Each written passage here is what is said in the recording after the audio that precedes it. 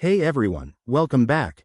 Today, we're tackling something super useful: how to send money to the US using PayPal in 2025.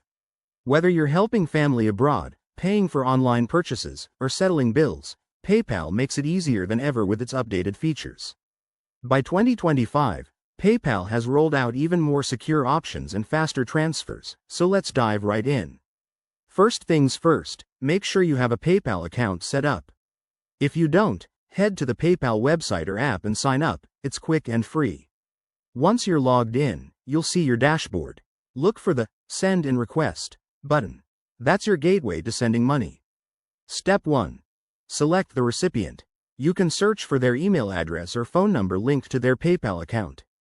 If they're in the US, double-check that their location is set correctly to avoid any delays. Next, enter the amount you want to send.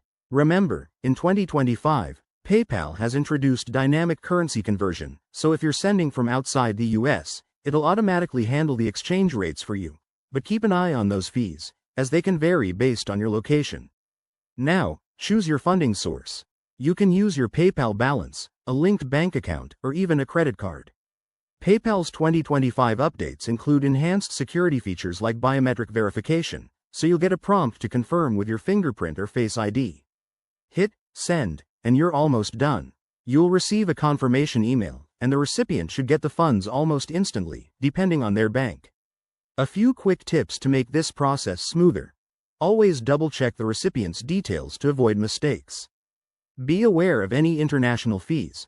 PayPal charges a small percentage for cross-border transfers, which might be around 2 to 4% in 2025. And for security, enable two-factor authentication on your account to protect your money. There you have it. Sending money via PayPal to the US in 2025 is straightforward and secure.